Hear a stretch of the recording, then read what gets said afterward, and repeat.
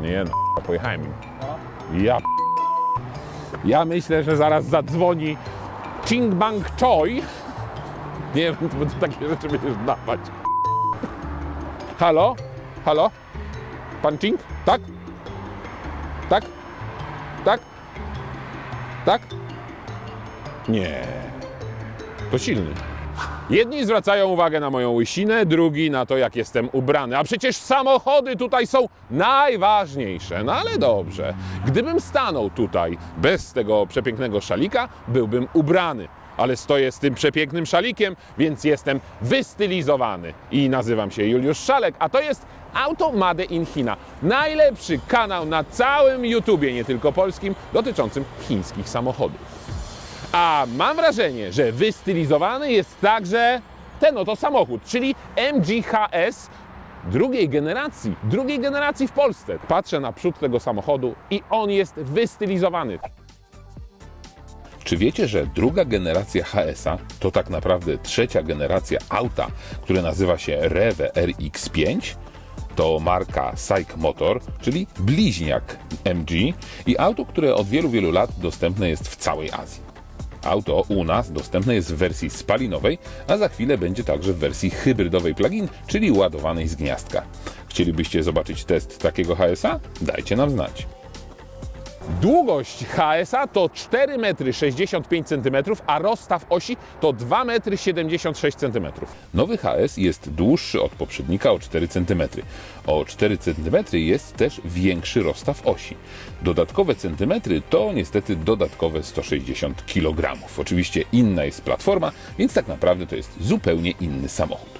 Konkurencją dla MG HS-a jest Kia Sportage, Hyundai Tucson, Volkswagen Tiguan, no i Skoda Kodiaq, która z całego tego towarzystwa jest chyba największa.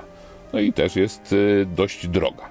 Najmniejszym z rywali jest Nissan Qashqai, nieco większy jest Ford Kuga. Warto pamiętać też jednak o SsangYongu Toresie, który jest nieco większy i nieco tylko droższy. Na pierwszy rzut oka widzimy zupełnie inny przód tego samochodu. Wąska lampa, duży grill, czarny dekor przeciągający się przez całą szerokość nadwozia, no i taka lotka w zderzaku z piano blacka, tak jest. Tu mamy kamerę, tu mamy czujniki, więc te elementy akurat zostały mniej więcej w tym samym miejscu. LEDowe reflektory, tutaj macie napisane SAIC Vision LED Lighting System. Widzicie, jak to ładnie wygląda? Tutaj mamy taki dekor czarny.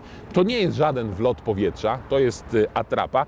Tutaj mamy światła przeciwmgielne. Bardzo ładnym dekorem jest ta czarna listwa. Ona tutaj jest jeszcze no, taka trochę piano blackowo-matowa, ale to nie jest kamera. Widzicie ten fragment? Bo to jest stworzone miejsce do tego, żeby tutaj kamera była. Chociaż mamy tutaj system kamer 360. Po co to jest? W REWE jest to wykorzystane jako dodatkowa kamera. Kamerę mamy tu w lusterku i stąd bierze się widok 360 stopni. Bardzo ładnie prezentuje się ten piano-blackowy dekor, jeśli chodzi o nadkole. Chociaż przypominam sobie, że bardzo podobny jest w Toyocie RAV4, o której jeszcze nie wspominałem.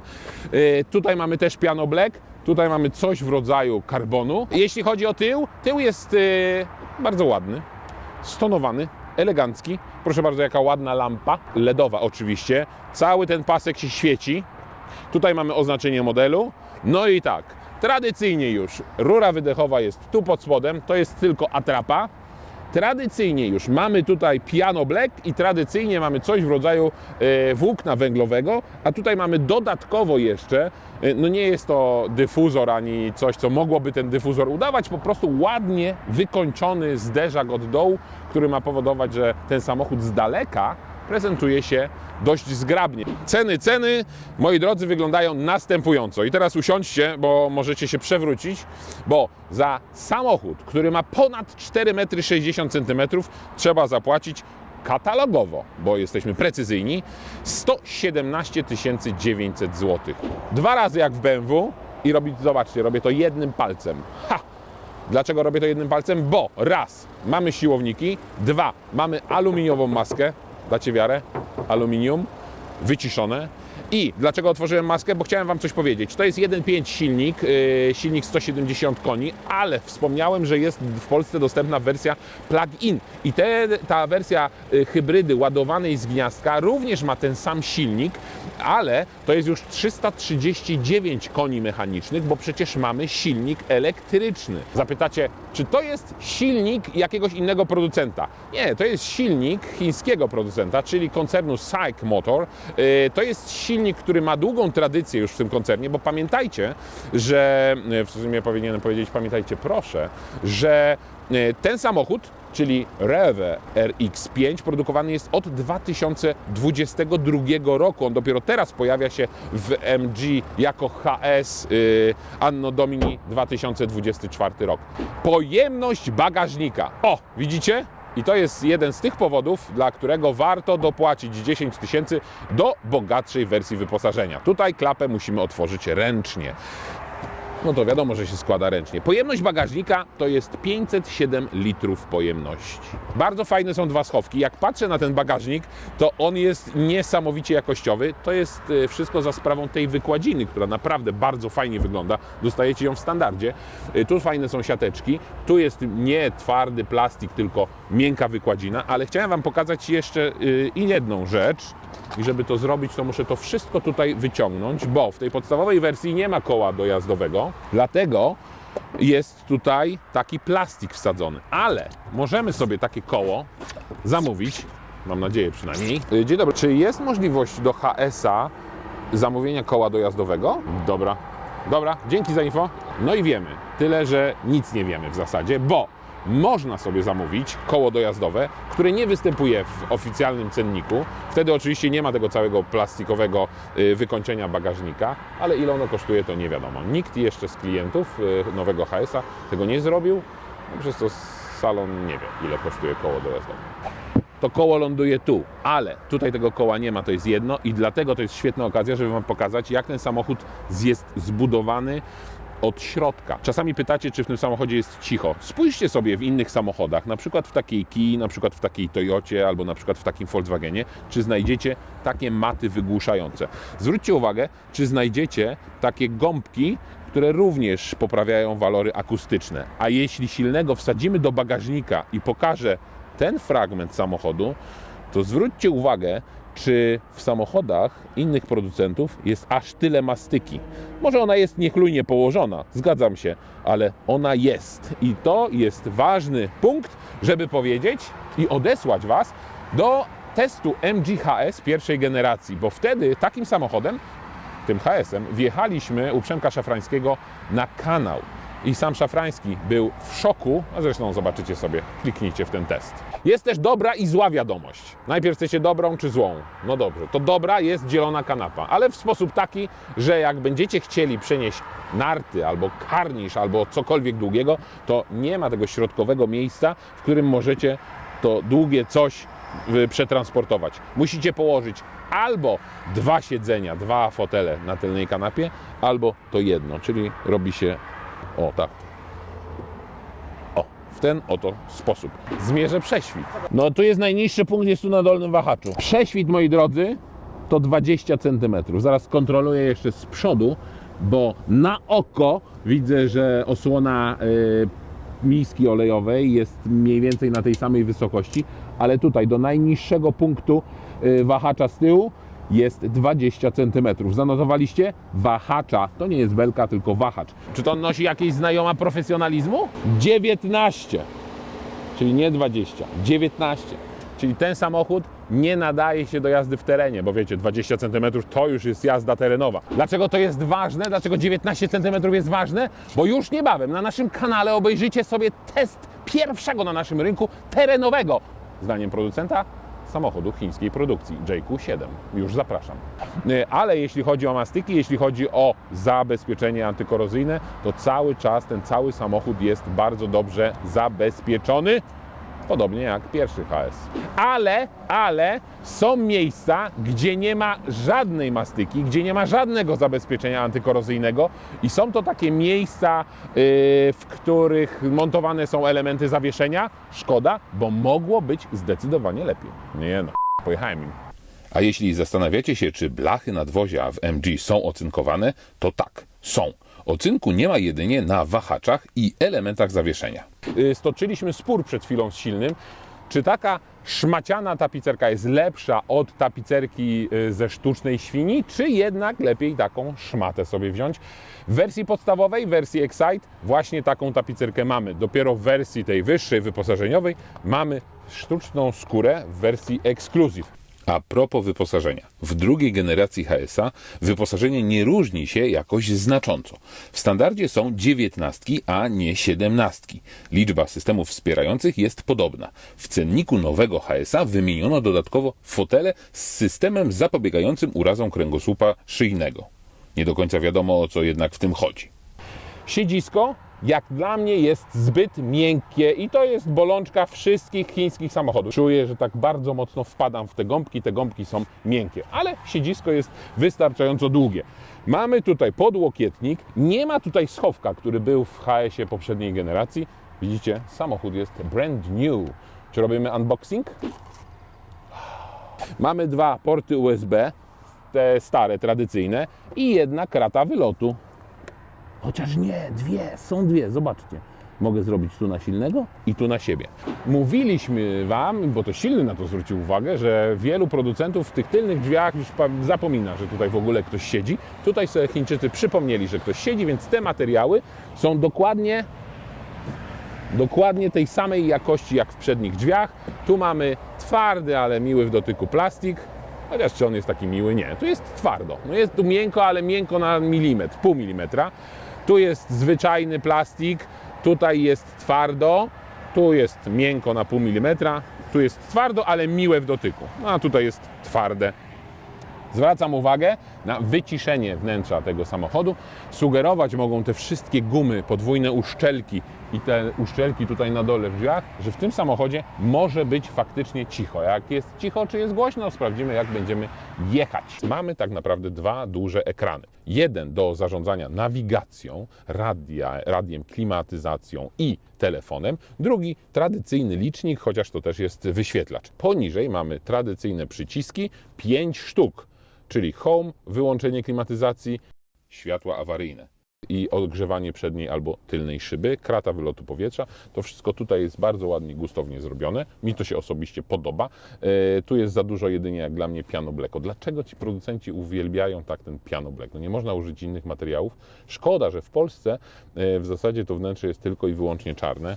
Czy jest tylko i wyłącznie czarne? Bo zaraz ktoś powie, że Matko Boska, no jest tylko i wyłącznie czarne. No nie można sobie wymarzyć innego, chociaż kolorów jest do wyboru kilka. Środkowa konsola, 2 miejsca na kubki, 2 porty USB. USB starej generacji, ale zobaczcie, no oczywiście Alibaba, Made in China, Made in China, można kupić sobie taką przelotkę, wsadzić i mieć święty spokój. Jest gniazdo tradycyjnej zapalniczki.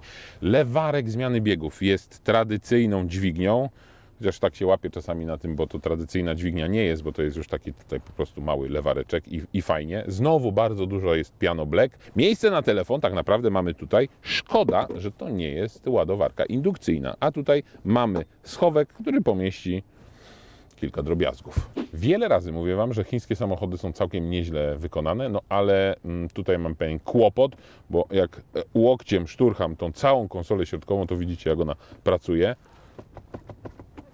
Mam wrażenie, że to mogłoby być lepiej spasowane. Albo nie zmiękczajmy tego przekazu. Nie? Po prostu jest to po prostu. Jak to? I za 100 000?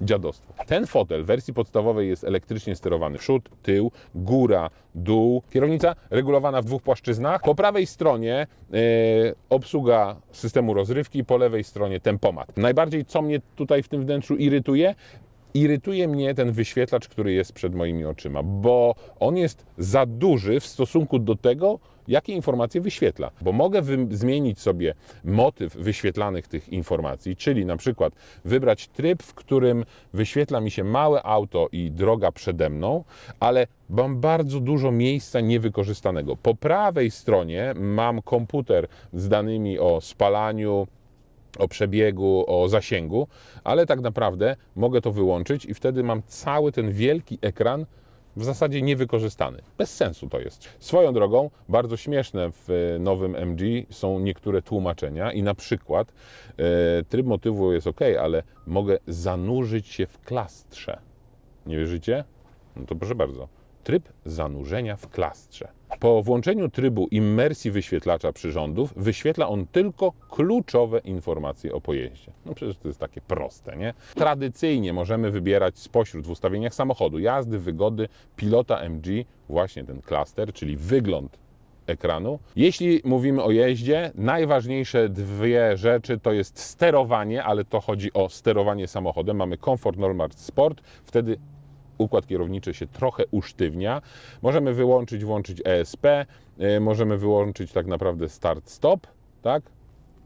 I możemy włączyć tryb holowania. Tryb holowania samochodu, ale warto wspomnieć także, że ten samochód można wyposażyć, bo o to zawsze pytacie. W przypadku Omody to wielokrotnie pytaliście, czy samochód ma homologację na hak. Tak, tutaj ma hak, przyczepa niehamowana 750, przyczepa hamowana 1500 kg, co jest całkiem niezłym wynikiem. Oczywiście denerwujące są te wszystkie pikacze. Kamera, która monitoruje moje zmęczenie i koncentracji na drodze jest tutaj. Jeśli nawet wezmę, przygotowałem tutaj sobie taśmę i zasłonię to, no to niestety niewiele to pomaga, bo zaraz dostanę komunikat, że ta kamera jest zasłonięta. Być może można się do tego przyzwyczaić. Ja po na razie 5 dniach jazdy się do tego nie przyzwyczaiłem. Nawet jeśli tą czułość alarmu tych wszystkich komunikatów zrobimy sobie na najniższy poziom, a poziomy są 3. Możemy oczywiście wyłączyć sobie na przykład układ senności kierowcy, monitorowanie rozkojarzenia, ale za każdym razem, gdy uruchomimy samochód ponownie, to te wszystkie systemy, zgodnie zresztą z homologacją i przepisami, zaczynają znowu być aktywne, więc znowu musimy te wszystkie systemy wyłączyć. Telefon, Android Auto, Car Apple Play, to wszystko jest. Mamy te dwa wyjścia USB, jedno służy tylko i wyłącznie do ładowania telefonu, drugie do połączenia telefonu z komputerem i z samochodem. Car Apple Play jest bluetoothowy, może być kabelkiem, może być bezprzewodowy. Co więcej, MG ma swoją aplikację, nazywa się to iSmart, MG iSmart. Można się zarejestrować i oczywiście podglądać różnego rodzaju funkcje na smartfonie. Jest to w porównaniu do różnego rodzaju innych rozwiązań tego typu dość prosta aplikacja. Mamy tutaj na kierownicy dwa przyciski, które są konfigurowalne. O, brzmi fajnie. No tak, tylko mamy dostosowanie przycisku po prawej i po lewej stronie, ale tak naprawdę to dostosowanie ogranicza się do wyboru między ustawieniem pojazdu albo ustawieniem SRC, czyli Source. Jeszcze słowo o nawigacji, bo nie każde auto Made in China wyposażone jest w fabryczną nawigację. Tutaj taką fabryczną nawigację mamy i ona działa całkiem, powiem Wam. To chyba HERE za tym stoi. Mówiłem Wam, że Apple CarPlay działa bezprzewodowo, ale widzicie, trzeba to sprawdzić wszystko, bo w tym przypadku niestety bezprzewodowo to nie chciało zadziałać. Musiałem podłączyć się kablem, no i teraz nie ma problemu, nawigację widzę z telefonu. O ile samochód jest przestronny, komfortowy, to zawieszenie naprawdę może robić dobre wrażenie, no to w momencie, kiedy zaczynamy jechać tym autem, mam wrażenie, że trochę to wszystko jest takie zbyt gumowe, zbyt gąbczaste. Skrzynia jest niezbyt szybka, a moment to 275 Nm. Niby większa moc i lepsze przyspieszenie, ale to wszystko jakoś się rozłazi. Może to kwestia większej masy? Skrzynia biegów nie działa szybko tak, jakbym oczekiwał tego od dwusprzęgłowej skrzyni. No nie jest to DSG i trochę mam wrażenie, że to wszystko jest nie tak precyzyjne, jakbym tego oczekiwał. Druga kwestia to jest kwestia wyciszenia. Jadę teraz 120 km na godzinę, no i muszę powiedzieć, że jestem zaskoczony i to pozytywnie.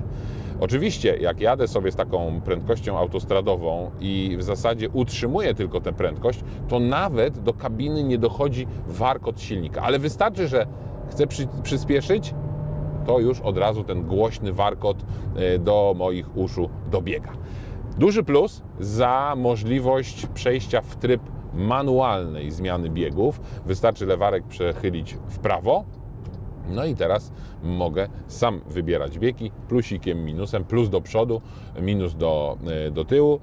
No i właśnie, to oznaczenie jest gdzieś tutaj na dole ekranu tego wyświetlacza centralnego. też mogłoby to być bardziej widoczne, tym bardziej, że tego miejsca mamy całe mnóstwo. No, cała ta przestrzeń jest pusta i tutaj nic nie ma. Ważne pytanie, czy ten silnik, który tutaj pracuje, to jest dokładnie ten sam silnik, który pracował w poprzednim HS-ie? No właśnie, powiedziałem Wam wcześniej, że tak naprawdę tylko silnik jest tym elementem, który łączy oba te auta, ale nie będę się upierał, bo ten silnik ma oznaczenie, jeśli dobrze pamiętam, 1.5E4E, ten w poprzednim HS-ie, a tutaj to jest GS6 oznaczenie silnika. Ma różnego rodzaju zmiany, na przykład turbo jest w innym miejscu, intercooler jest w innym miejscu, ale przede wszystkim ten silnik ma inną moc i inną pojemność. Wtedy to było 1490, a teraz to jest 1496, więc ta różnica jest. Najważniejsze jednak, że cały czas mamy do czynienia z łańcuchem rozrządu, cały czas mamy wtrysk bezpośredni, no i to powoduje, że aby zamontować instalację LPG do tego samochodu, no to trzeba liczyć się z wysokimi kosztami. Sama taka instalacja potrafi kosztować 6, 7, a nawet 9 tysięcy złotych. Importer oczywiście na razie nic nie mówi, żeby ten samochód był wyposażany fabrycznie czy na poziomie importera w instalację, no więc jeśli ktoś zdecyduje, no to niestety wiąże się to z utratą gwarancji 7-letniej albo z limitem 150 tysięcy kilometrów, to warto dodać. Zużycie waha się w okolicy 9-10 litrów na 100 km. Nie ma cudów, żeby tutaj to zużycie było niższe. W mieście to już absolutnie jest to trudne do osiągnięcia. No biorąc pod uwagę, że ta dynamika, zobaczcie, ja wcisnąłem pedał gazu na 6, no to elastyczności tutaj praktycznie nie ma żadnej. Nie ma żadnej. Muszę zredukować, ale przy 130 już ta redukcja na 5 niewiele powoduje, oprócz oczywiście hałasu. Mam włączony tempomat na, zwiększę trochę prędkość, na 120 km. Tutaj mam 90. Teraz system wykrył, że mam ograniczenie do 70, ale zobaczcie, ten asystent pasa ruchu dość tak mocno działa, ingeruje w to, co się dzieje na drodze i odbija od linii do linii. Nie jest to system, który centruje samochód między pasami, raczej jest to takie odbijanie się. W europejskich samochodach, w Volkswagenach, ale także w azjatyckich, w Kijach, Toyotach bardziej centrują samochód na pasie ruchu, a tutaj cały czas mamy ten efekt odbijania. Ale jeśli chodzi o sam aktywny tempomat, to ma 3 poziomy odległości od samochodu poprzedzającego. Omoda ma ich więcej, pamiętacie, odsyłam do testu tego samochodu i działa bardzo powoli, bardzo przyjemnie, nie ingeruje jakoś znacząco, nie powoduje, że czuję się tutaj w tym samochodzie niebezpiecznie, ale zobaczcie, co się dzieje, jak ten lane assist zaczyna się odbijać od pasa do pasa. Teraz cały czas świadomie oczywiście nie trzymam kierownicy.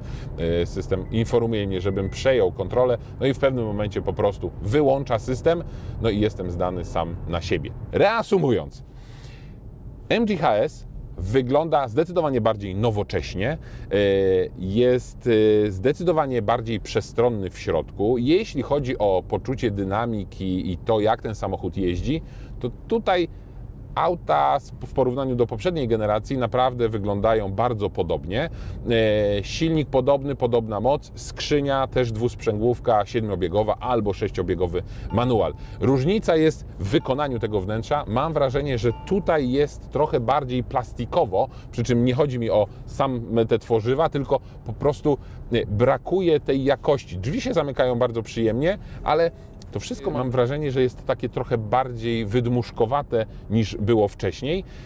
Takie mam porównanie, że kiedyś IKEA robiła meble z prawdziwego drewna, a teraz to są meble papierowe. I mam wrażenie, że to wnętrze, że te fotele, że ta pianka, że ta gąbka tutaj są trochę bardziej takie napompowane i sztuczne niż z takiego materiału, z prawdziwego zdarzenia.